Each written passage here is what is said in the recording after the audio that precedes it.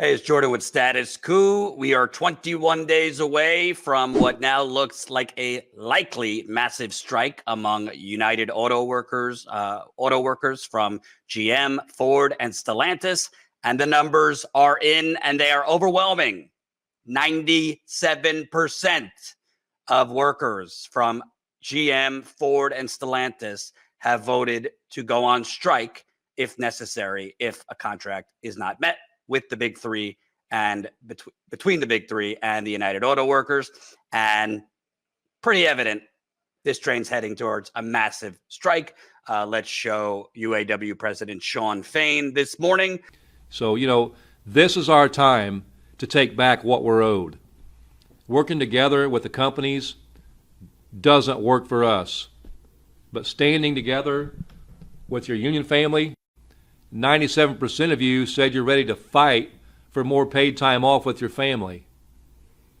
I've been talking a lot, about a 32-hour work week, 40-hour work week for 32 hours that we work, 40 hours pay. And it's been wild to watch the talking heads on television that continue to have a meltdown over this discussion. Right now, Stellantis has put its plants on critical status, forcing our members to work 7 just as important as the families of company executives. Isn't our own health just as valuable as that of the talking heads on television?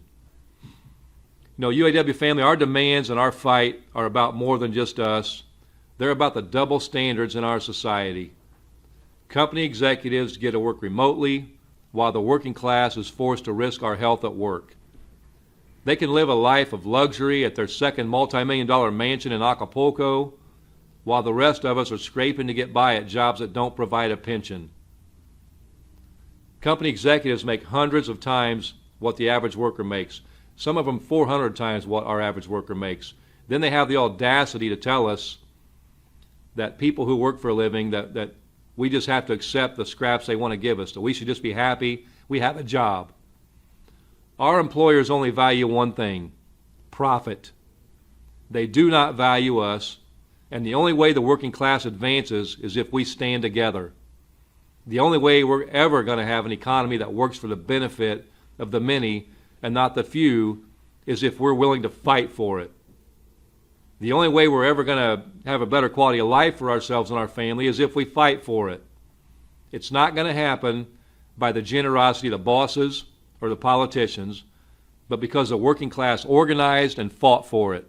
And Fain also talked about the fact that already he's seeing not just the fact that these workers, overwhelmingly 97% again of workers from GM, Ford, and Stellantis voted to authorize a strike, but they are already organizing, which is very important because this is not some strike that, they're going to get what they want after going on strike for a few days. They're probably going to have to be in there for the long haul, which in terms of strikes Status Coup have covered, it does get more stressful the longer you strike. Let's play this part from Fain. So the cool thing I find in all this is that there are so many locals and members organizing actions that we're not even keeping count of them anymore. I find that incredible, and it's, as I said earlier, it's exactly what I hoped would happen when I was sworn in 5 months ago and announced we'd be launching the biggest contract campaign our union's seen in decades. And when I made that announcement, it was met with a lot of skepticism in some quarters. But I knew then what we're seeing now, that all of us are fed up with the Big Three's race to the bottom. We're fed up with seeing Big Three profits break the bank while we're breaking our backs. We're fed up with Big Three CEOs getting double-digit pay increases while our pay continues to go backwards. We're fed up with plant closures, tears, and corporate greed. Recently, one of the Big Three executives dismissed our bargaining demands by saying that we need to focus on reality and that we need to work together. So let's talk about reality. The reality is that the Big Three made a combined $21 billion in profits in just the first 6 months of this year. That's on top of the $250 billion in North American profits they made over the last decade. The reality is the Big Three have closed or spun off 65 plants over the last 20 years. So try telling workers at Belvedere Assembly Lordstown Assembly, GM's Powertrain in Warren, Ford's Romeo Engine Plant, Trenton Engine Plant, Marysville Axle, Mount Elliott Tool and Die, Toledo Machining Plant. Tell them all how working together has worked out for them. Can't wait to cover this strike. I am sure there will be signs. How's this for reality from the workers? To be clear, we're talking about 150,000 auto workers. Just think about that for a second. Even if, I don't know, 40 to 50,000 physically are on the streets every day in Ohio, in Michigan, in Kentucky, in Illinois, in Pennsylvania, et cetera, et cetera. That is massive. We haven't seen something like that, honestly, in potentially decades with that many workers on strike. That is not something even the corporate media can ignore, although they would try. This is something that could have a domino effect to other companies, to other workers. Teamsters is trying to organize and unionize with Amazon workers. Obviously, you have Amazon Labor Union, which was the original worker-led union that unionized in Staten Island. You got the Starbucks workers. We've seen other workers go on strike and form union campaigns. This is what we need. You know, the rescue choppers are not coming from the squad or even Bernie at this point. It's coming amongst us. And I think that this president, who was elected early this year, Shawn Fain, who many have compared to Walter Reuther, legendary UAW leader of the 20th century, I think he's breathed new life and new fight into these workers who are tired of bending over backwards and just having a machete taken to them. And by the way, this whole 40% increase they're asking for, the media is making it sound obscene and these greedy workers. Well, baked into that is about 10 to 15% of wages they gave back over the last 10 years after the financial crash. So it's not really 40% they're getting back. A lot of that is money they've already given back to the companies. And then when you add in cost of living, inflation, merit increases, they're not asking for an obscene amount of money. They're asking for what they deserve. We're talking about $250 billion in profit that these companies have made over the last couple of years. $250 billion between the three of them.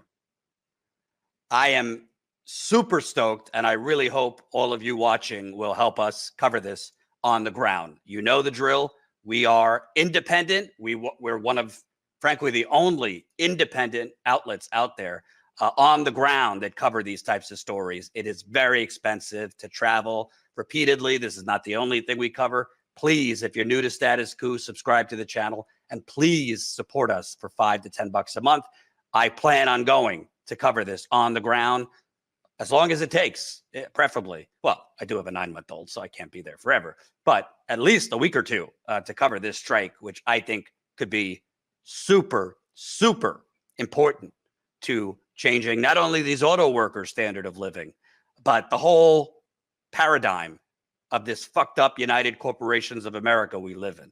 Let me show you some other clips from workers I've interviewed so far to show you, what is at stake. Gave up a couple of 3% raises during the Great Recession. We also gave up cost of living allowance. At the time that we gave it up, it was 99 cents an hour, which got taken away. We had a wage reduction when we gave up COLA. That 99 cents an hour, if we had just frozen COLA, that's $2,080 a year without any overtime. So we've given up a considerable amount, and we've also been our wages have been stagnant. We went an entire decade without a wage increase, and then in the last contract we had 2-3% wage increases. So our wages have been falling as compared to inflation. And, it's time for us to get what we deserve that can keep a lifestyle for the working class that allows us to, have a little bit of leisure time and enjoy our families and friends a little bit too. Get what we're owed. Damn straight. And, it's important to point out Biden and the Democrats, they play a part here. They've been pushing electric vehicles, which I'm all for, clean and renewable energy, which I'm all for.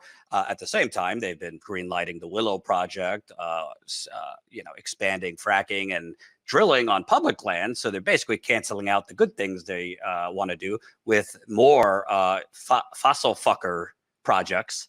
But Biden, through these subsidies, free money they are giving to these billion-dollar companies to build new electric vehicle plants, is allowing these same companies to build these electric vehicle plants non-union, and or to hire unionized workers and offer them half of what they make at gas-powered auto plants.